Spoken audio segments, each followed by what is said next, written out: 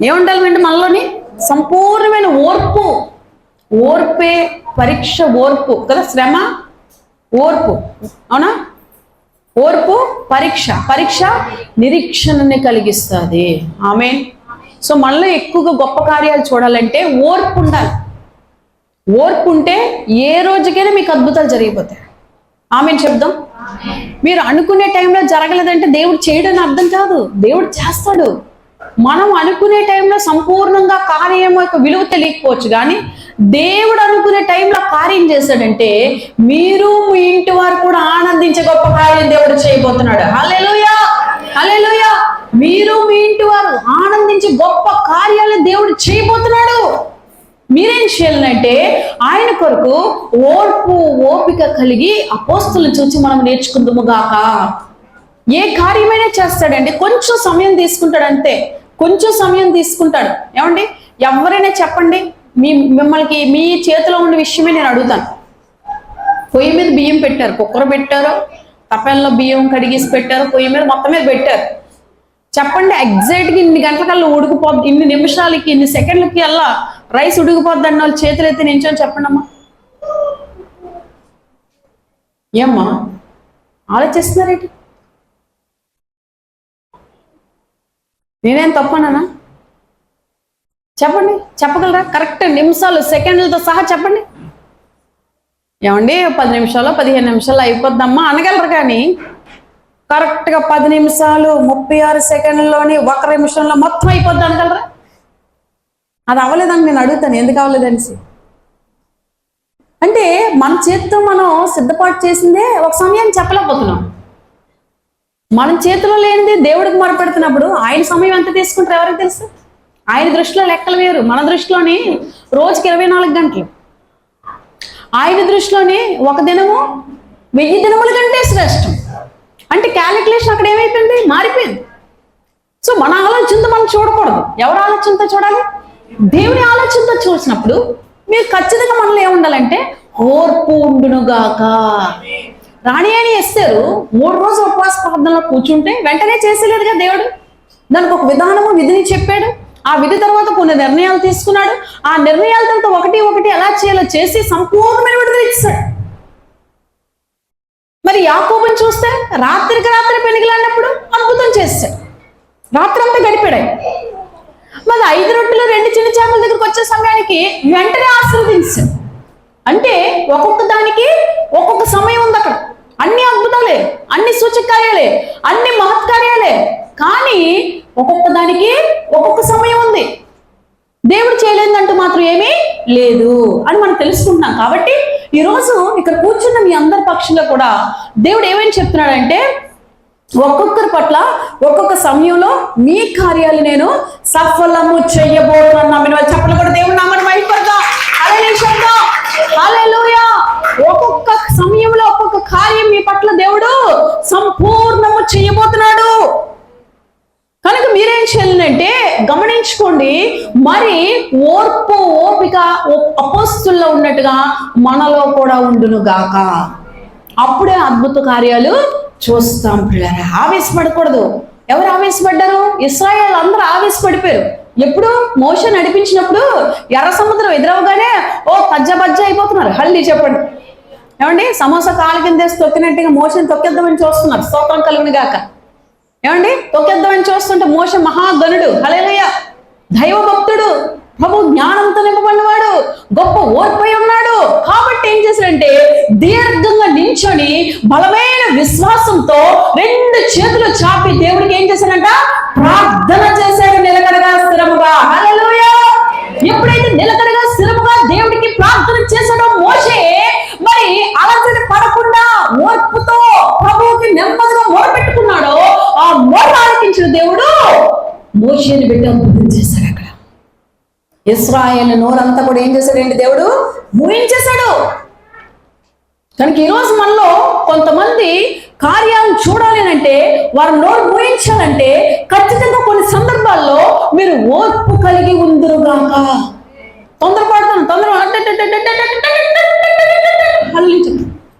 అర్జెంట్గా అయిపోవాలి. అలా ఎక్కడికి అయిపోతుంది, ఏటైపోతుంది? మన పిల్లలు పుడతారు, ఎంత తీసుకుంటారు? 0 సైజు, 1 సైజు, తర్వాత ఏంటంటే 15, 20 అంతేనా? తర్వాత 30, 40. ఒప్పుకుంటారా విషయాన్ని? ఏమండి 0 సైజ్ బాబుకి అర్జెంటుగా 40 సైజ్ ప్యాంట్ వేసేయండి, ఎలా ఉంటుంది? నేను పొరపాటున ఏ బాటసాలని పిలుస్తారు నన్ను, అలాగే చెప్పండి. ఏమండి కుమారుడు పుట్టాడు, నేను చూడడానికి వెళ్తాను. వెళ్తే ఏం చేయాలి? ఏదో ఎంతో 0, 8, 10 ఏదో ఉంటుంది కదా, అది కొనాలి. నేను 40 సైజ్ పట్టుకెళ్ళిపోతాను, అల్లి చెప్పండి. అప్పుడు ఆ లేడీస్ ఎలా చూస్తున్నా, ఈవిడ మా అబ్బాయికి తెచ్చిందంటారా, మా ఆయన గారికి తెచ్చిందంటారా, అల్లి చెప్పండి. ఏంటి మా పిల్లలు పెద్ద అబ్బాయి తెచ్చిందంటారా, పుట్టిన మనవడ తేకుండా స్తోత్రం కలుగుగా అని ఆలోచనకి వెళ్తా. అంటే ఒక మనిషి ఎదుగుదలకి ఎంతో సమయము తీసుకుంది. అపోస్తలులు కూడా బతికేటప్పుడు అలాంటి అద్భుతాలు వాళ్ళ ద్వారా జరగాలంటే వాళ్ళు పుట్టింది మొదలుకొని, ఎదుగుతుంది మొదలుకొని, మరి ఒక వయసు దేవుడు నిర్ణయించేంత వయసు వచ్చినంత వరకు కూడా వాళ్ళు ఓర్పు కలిగి ఉంటారు. ఆ ఓర్పు కలిగి ఉన్నాక దేవుడు వాళ్ళ ద్వారా అద్భుతాలు చేయటం ప్రారంభించాక ఇంకా ఆగకుండా అద్భుతాలు జరుగుతుంది. అంతవరకు వాళ్ళు ఎన్నో శోధనలు భరిస్తారు, ఎదుర్కొంటారు. ఆ సమర్పణ జీవితంలో రకరకాల సమస్యలు వచ్చేస్తూ ఉంటాయి, అపవాది ప్రేరేపిస్తూ ఉంటది, పురుకొల్పుతూ ఉంటది. ఎన్ని వచ్చినా నా ప్రభువుకి వ్యతిరేకంగా నేను ఏ పని చేయాలి అనే నిర్ణయంతో ఎవరైతే కట్టుబడి ఉంటారో వాళ్ళ అపోస్తలుల లెక్కకే వస్తారు. వీళ్ళ ద్వారా దేవుడు ఏం చేస్తాడంట?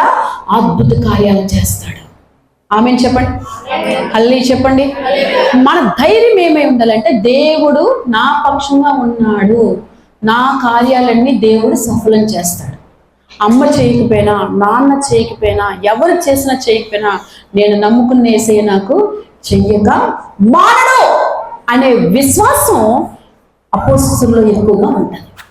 ఆమెన్ చెప్పండి. ఆ విశ్వాసంతో దేవుడు ఏం చేస్తున్నాడు? అద్భుతాలు వారి ద్వారా చేస్తూ వచ్చేస్తాడు. కనుక మనం ఎప్పుడు హ్యాపీగా ఉండాలి, బాధగా భయంగా ఉండడం జరిగేది జరుగుతుంది. హల్లెలూయా స్తోత్రం. ఉండేది ఉంటారు, పోయేది పోతారు. స్తోత్రం చెప్పడే. నేను ఈరోజు హ్యాపీగా ఉన్నాను అంతే, హల్లెలూయా. అయినా పక్క నుంచి గిల్లేస్తుంది లోపల, నువ్వు ఎందుకు హ్యాపీగా ఉండాలని గిల్లేస్తుంది. అప్పో గిల్లుకోండి కాలేదు నన్ను కదే సెన్ గిల్లుతున్నా, హల్లెలూయా. బాబా గిల్లి నెప్పొచ్చి వెళ్ళిపోతుంది. హల్లెలూయా. అది పారిపోలేమో కానీ మనం ఎక్కడికి పారిపోవసరం లేదండి. సమస్య ఏ రోజు నుంచైనా మీ ఇంటి నుంచి వెళ్ళిపోతుందంట. గట్టిగా చెప్పలేదు దేవుడు నామమున మహిమపడతాం. హల్లెలూయా. ఏ సమస్య అయితే ఉందో ఆ సమస్య మీ ఇంటి నుంచి, మీ కుటుంబం నుంచి బయటికి యేసుక్రీస్తు నామములో పోతుందంటే ఆమేన్. ఆమేన్ అని చెప్పడానికి కూడా మీకు ఒప్పుకోండట్లు. ఏంటి అసలు మీ బాధ ఏంటో నాకు తెలియట్లేదు, బూస్ట్ వాడుతున్నారా? ఏంటి గట్టి చెప్ప, మీరు ఆమెను అనగానే కిటికీలో దూరిపెట్టి వెళ్ళిపోద్దేమో అని చూస్తున్నా. మీరు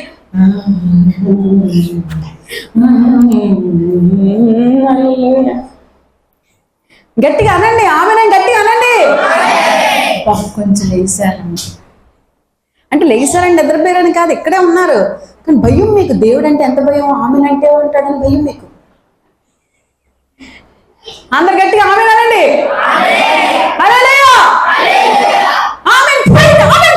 గట్టిగా అనండి, గట్టిగా.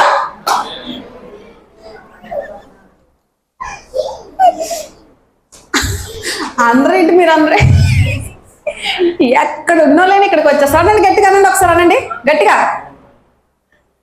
అచ్చిచ్చా నోట్లోంచి మాట్లాడలేదు. అనండి గట్టిగా అనండి. మళ్ళీ ఈ సెక్షన్ వాళ్ళు గట్టిగా ఈ సెక్షన్ వాళ్ళు అంటారు. అనండి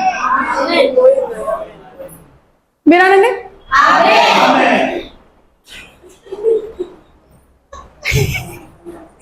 మీరు అనండి. బా మే అనండి. ఆమెను పోయింది అనమంటున్నారు కదా. జిల్ కనబడాలి ఒకసారి, బిగిస్తుంటే సైట్ అని పారిపోయి మీ పంచి చూడగానే. చెప్పండి గట్టిగా మళ్ళీ ఆమె. అది ఆవిడ మెల్లి పాట పాడడం పోయింది అని చెప్పండి అందరూ. ఆమెన్ పోయింది, ఆమెన్ పోయింది. గట్టిగా, ఇంకా గట్టిగా.